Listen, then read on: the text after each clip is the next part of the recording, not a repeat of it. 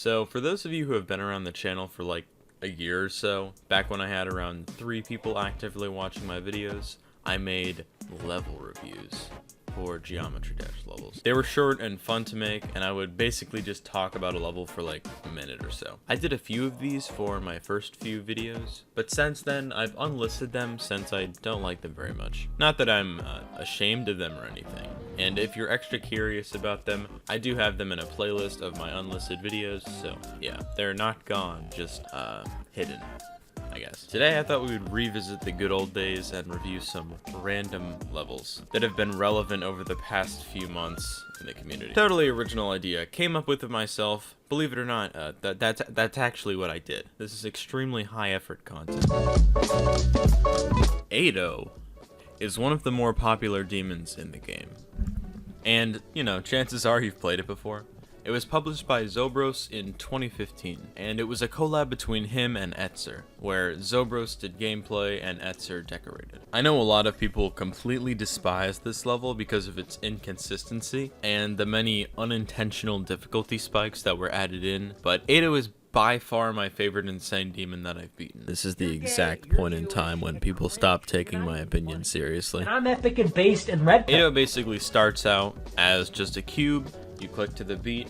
Nothing too special about this part. It's just a really nice collection of orb clicks, and then the level starts to get really good. What I think Ado does really well is it sticks to a theme, both in decoration and gameplay, and doesn't change from it. The entire drop section is built up of fast ship gameplay, followed by slow UFO gameplay, each part syncing well with the song. These alternate for a while, getting harder and harder each time until the last part ends up being the hardest part of the level. And then you get this straight fly, which I'm sure would be annoying to die at. As a serious gamer, I never died past 80%, so maybe that makes the level better in my eyes. Ado doesn't suffer from the trap a lot of levels fall into, which is making too many different kinds of gameplay and ruining the experience because of it. You can also knock this level out in a quick amount of time if you have the technical skill, since the gameplay is fairly sight-readable. I beat it in one night, and only spent 100 attempts or so learning the gameplay, and then 100 beating it. Old levels in Geometry Dash tend to be worse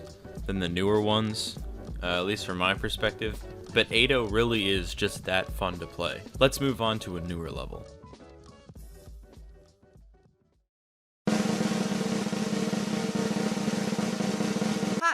Cock and ball. Pride is an okay level. In this little segment, we'll be discussing less about the level and more about the community reaction to it. But I will say the level definitely deserved to get rated, but in my opinion isn't anything special. And the gameplay is also pretty darn bad in some parts, like the entire beginning until like 60%. But guys, there is a problem with this level.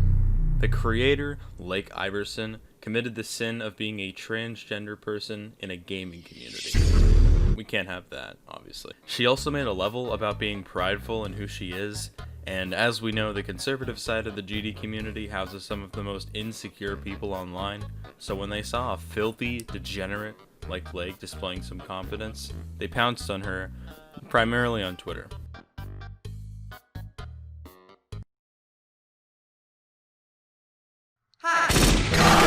Lake was also kinda stupid with some of her responses, so yeah, it's kinda her fault too.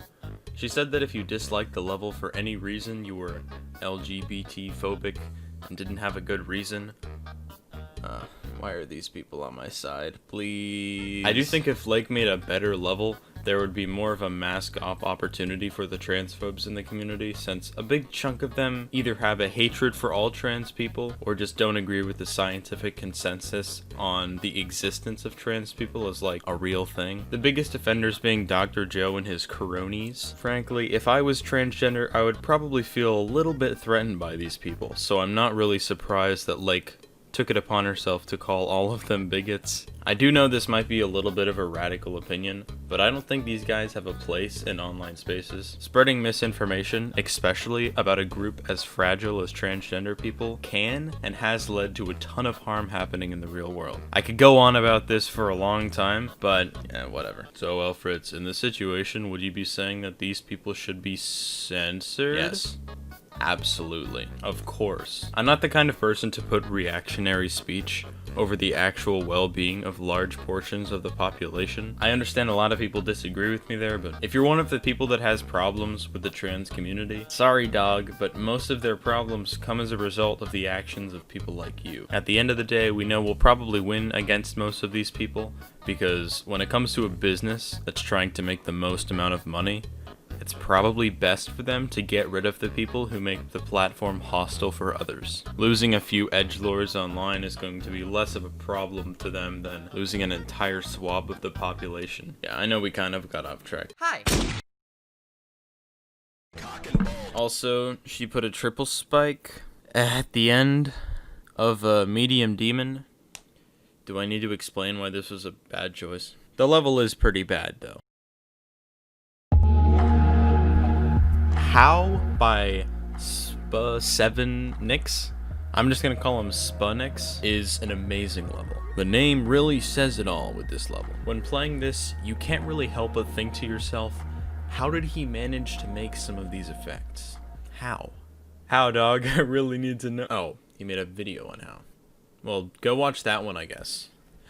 After I talk about why this level is so great. So the level starts out with actually the least interesting part, but it definitely does grab your attention when compared to other feature levels, and it lets each section add on to it. This cylinder thing provides all the gameplay, and Spunix was able to make spikes go around, blocks, and decoration. The next part is where it starts to look really nice. It's another cylinder, but this time it's a 3D wave, leaving behind objects that don't fade off screen, but rotate away with the cylinder. The structuring on the T layers of the cylinder, the objects put in front, also look very nice. Then there's a UFO that's more of the same, except the UFO moves around the screen the whole time and then goes away when it gets to the far right of the screen. And look, a new UFO appears on the far left, and then it does the same thing.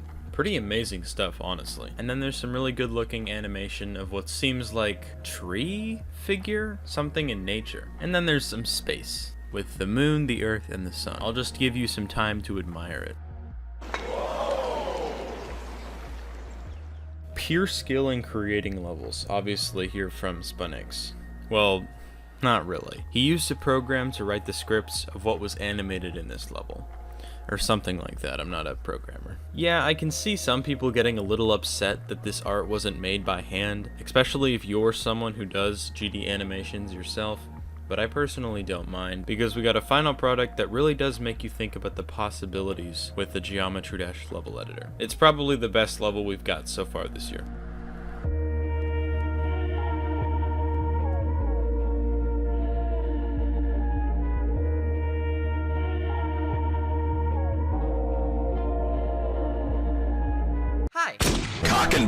Now we're in the lightning round. I'll try to say my thoughts on a level in like 30 seconds or less. Kid Smoke is a really fun demon and the second rated level inspired by Radiohead. I really like the use of theming, and it's probably the second best level that came out this year, honestly.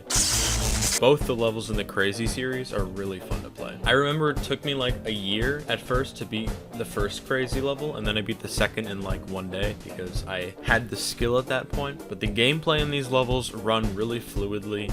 They're really easy insane demons, so pretty much anyone can beat them. And the decoration's also really good. Cement is an abstract level, at least that's what some people are saying. This level is really fitting with the song, and I can see it inspiring some really good levels in the future, with a lot of experimentation that it brings to the table. Save As is a really weird level that shows how Geometry Dash levels can be taken seriously as an art form. I know I'm repeating what other people have said now, but whatever. I know being 6 minutes long is kind of the point, but it suffers from the same problem as the collection of albums it's inspired by. It gets long and boring, and each part is a bit too long also, in my opinion. Pac definitely did a better job than the Caretaker did though, as even before Save As even came out, most of the Caretaker's work kind of bored me. Codependence is a duel level. Yeah, good luck finding someone in your area that's good enough to beat this with you. Unless you live in New York, and then there's like a ton of GDers there, so, you know, I don't know.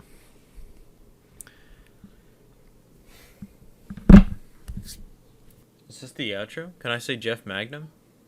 Follow me on Twitter? Oh, what do I say? Do I say... Okay, Jeff Magnum. Follow me on Twitter. I do Twitch. Hi. Cock and ball.